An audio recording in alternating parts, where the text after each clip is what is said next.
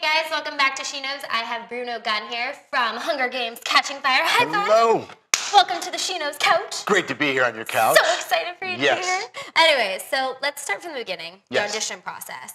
When you found out you had an audition for Catching Fire, one of the biggest movies right now, what was your reaction? Did you feel pressure going in? I didn't quite know what Catching Fire was. I'd seen I'd seen the first movie, The Hunger Games. I hadn't read the books, and I was in Gold's Gym in Venice. I was doing deadlifts in the middle of the afternoon. My phone rang, and my agent said, "Hey, you got an audition for Catching Fire." I said, "Catching Fire?" He said, "Yeah, it's The Hunger Games, second installment." And I went, "Oh, I know The Hunger Games." He said, "Okay," and it was at 3 o'clock. He said, "Can you be there in 2 hours?"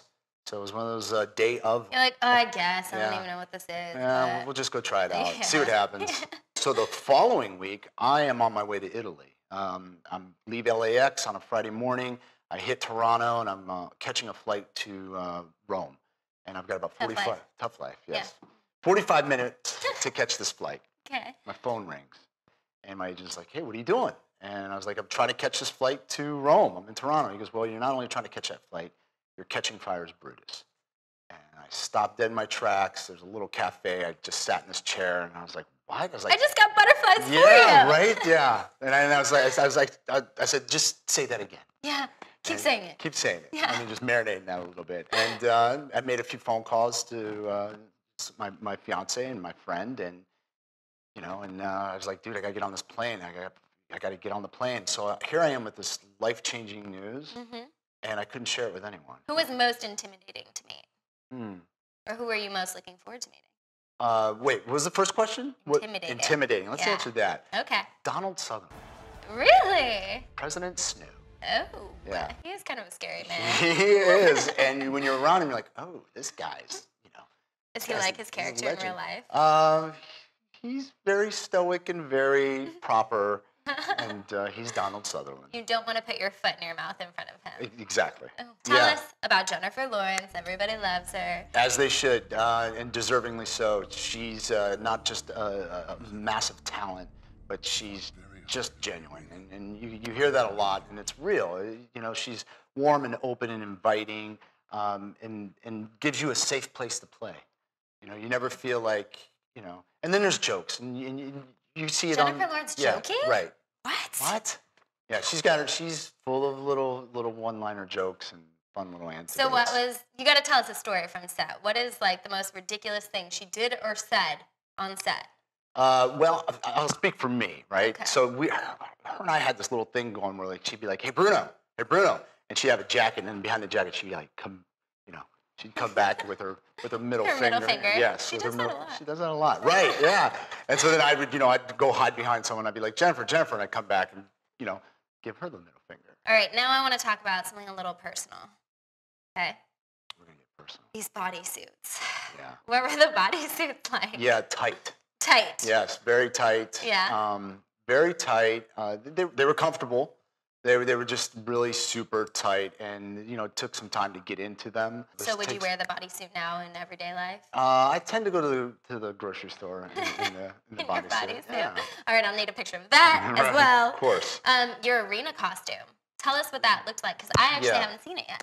Yeah, well, that was probably one of the best things about this whole experience, was working with Trish Somerville, the costume designer. I mean, what an imagination she has. With these outfits, not just Effie Trickett and Caesar and everybody, but it was fun to go into wardrobe and try on these new costumes, and it was funny. I can't tell you what I had. Darn it! Almost so close. But it was a ton of fun. I mean, she was great, and what was really fantastic is, as an actor, you go in, you try these outfits on, and they give you a bit of the personality of the character. She used this different material, and it was just phenomenal. Right. Yeah. Obviously, your character is kind of a bad guy. Yes, and you seem just like a great guy. I'm not that great. I'm just, but yeah. Oh, he seems like a good guy. But what similarities do you think you guys may have had? Because you have to find humanity in every character. Absolutely. I was drawn to his competitive nature. I'm a competitive guy. I grew up playing sports, and so I'm a competitive guy, and that was one of the things about Brutus. He was a competitor. So I felt that kinship with him. What's one thing about the movie that we don't know yet that you can tell us before seeing it? What do we need to know? You know what you need to know? You need to know that you're going to get your socks knocked off. We knew that already. Right, but she's digging. She's good. Digging. Here's what you're going to see. You're going to see a lot of the districts. Okay. You're going to get close and personal inside the districts.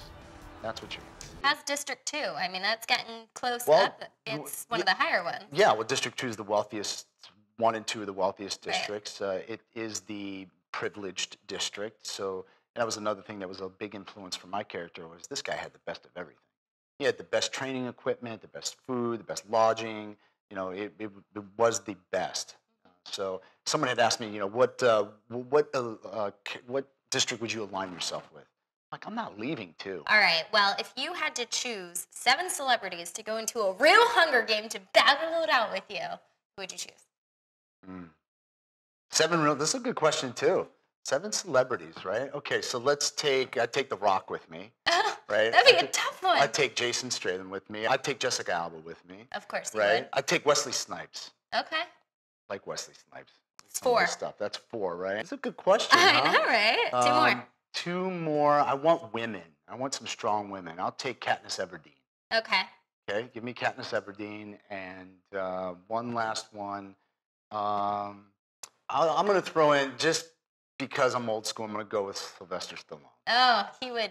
I think he would win. Pull out big guns. I'm going to bring Sly in. Yeah. Well, I have to ask, were you kind of bummed your character didn't have any romance scenes? There were a lot of hot girls on set. There was, but not in this film. This was fun. This was fun to be a physical character and really embrace that physicality of him. You know, we spent 3 months with martial arts. There was no romance, looking for romance, with his character. He was built to fight, and that's what I was focused on, was fighting. And last question, what's your one dream role or fantasy movie that you hope to do in the future? You know, I would do a love romance. Yeah? Yeah. Like The Notebook? Yeah, that was pretty good, right? Well, what about the one that won the Oscar with Jen and Bradley Cooper? That was pretty amazing. Silver Lining Playbook? That was, I mean, I said that. So a romance story with a mental twist. Well, I don't know about the mental twist, but I thought that was really the love story of the decade for us. We haven't had a love story like that. Right. Yeah. All right. Well, thank you so much. We loved having you here. Thank you for having me. You guys, make sure you go see Hunger Games, Catching Fire, and check back on Chinos for more celebrity interviews.